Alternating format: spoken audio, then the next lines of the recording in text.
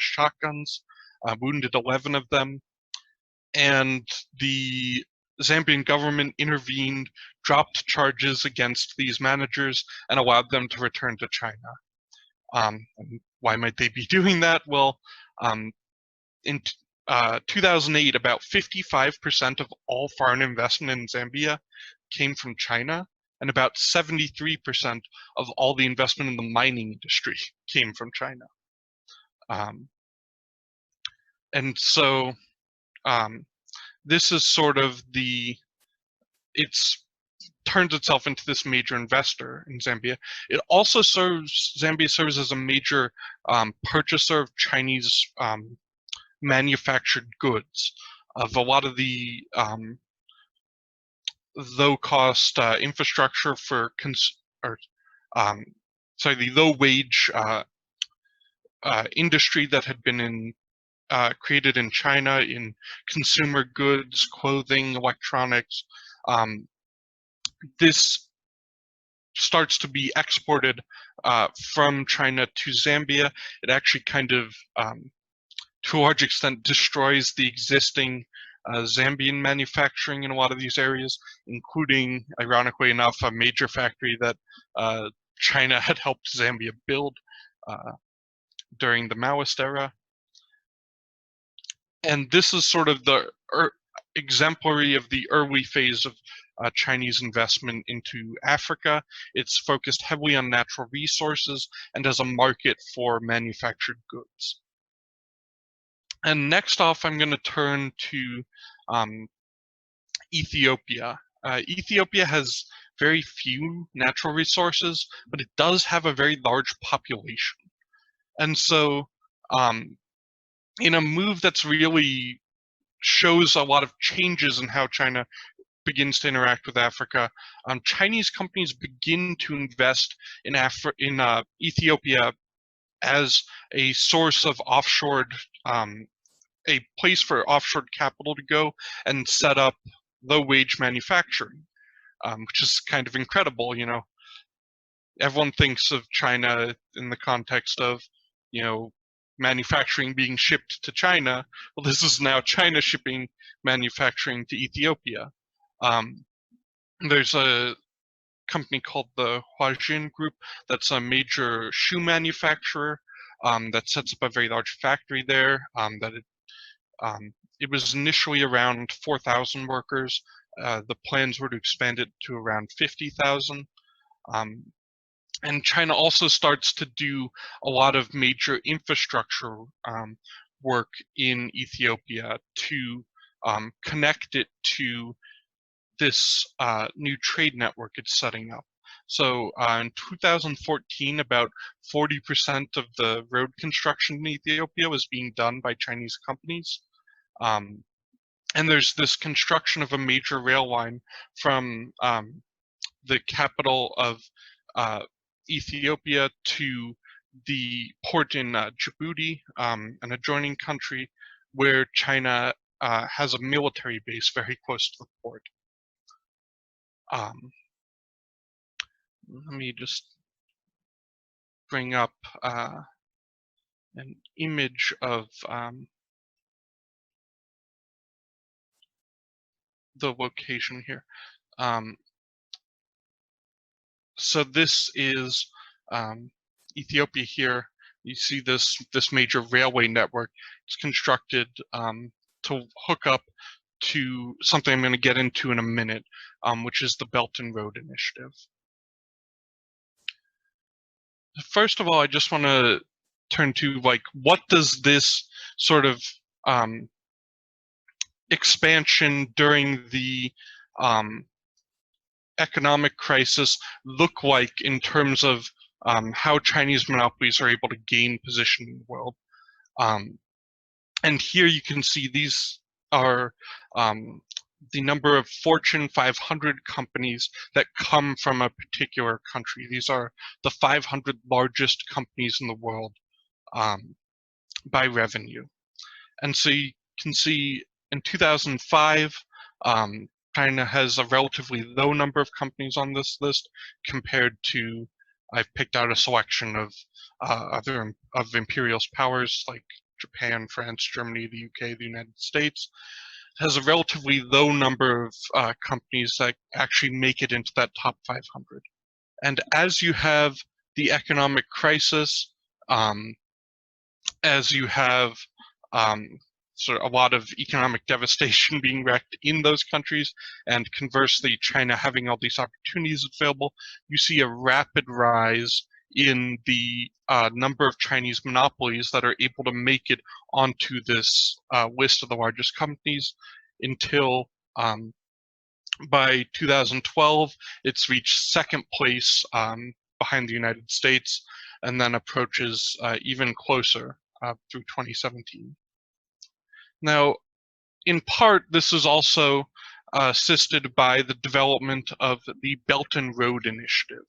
And this is a plan that was announced by Xi Jinping in 2013.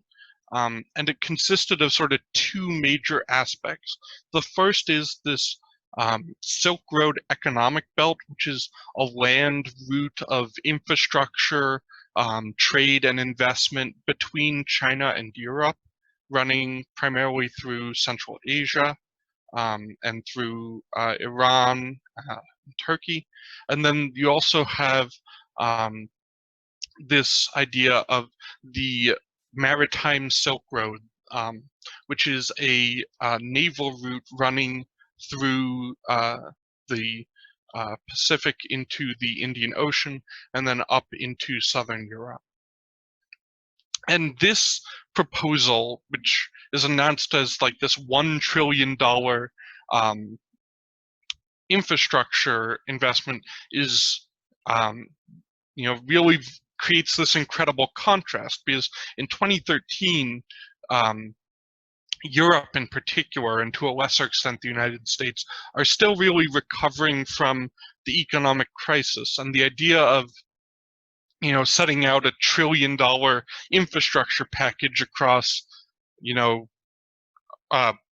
stretching all the way across Eurasia, is really something that is seems kind of incredible to a lot of people. And it seems like this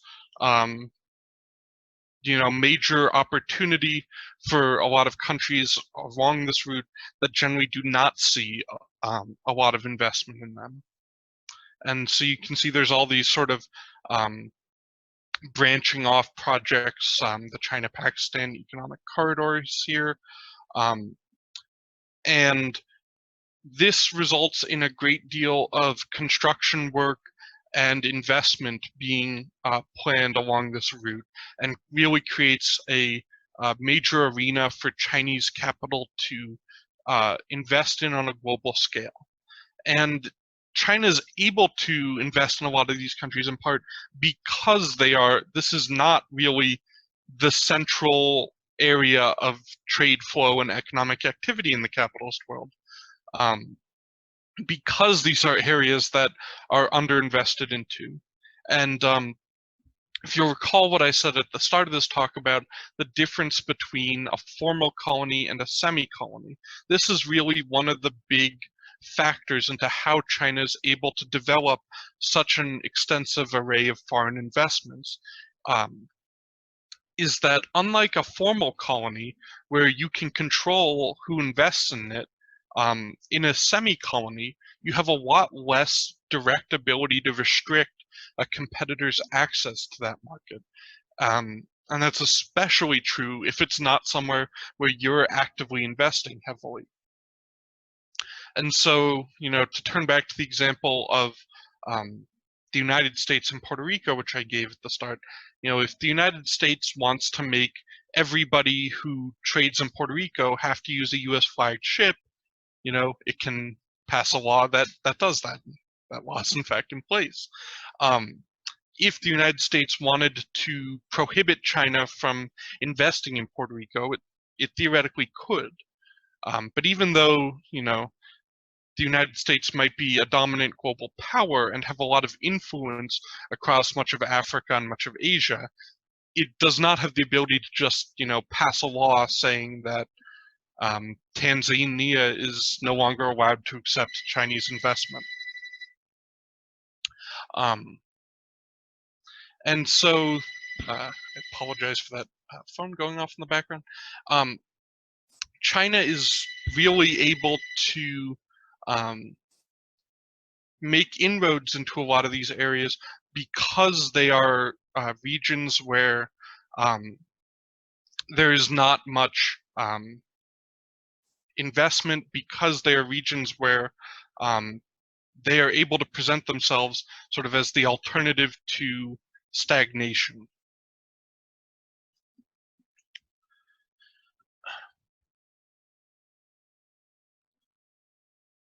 And this is also accompanied by a development of an increased Chinese military presence in the world, both through UN peacekeeping in Africa, and these are some Chinese peacekeepers in South Sudan. And in South Sudan, China successfully lobbied that protection of the oil industry there be added to the mission of UN peacekeeping. And the South Sudanese oil industry, of course, featured heavy Chinese investment at the time. And so that's one way in which China was able to start projecting some military force around the world. Another way was through its development of a sort of major blue water navy. This is the Chinese aircraft carrier Shandong, which was the first aircraft carrier to be domestically produced in China. They also currently have another one, the Liaoning, which was purchased from Russia. There's a third under construction, and a fourth that's being planned. Of course, in the context that we're used to of the overwhelmingly powerful United States military, that doesn't seem like very much, but it is a pretty significant development in comparison to a lot of the other imperialist powers around the world, places like France, the United Kingdom. This is really starts to give China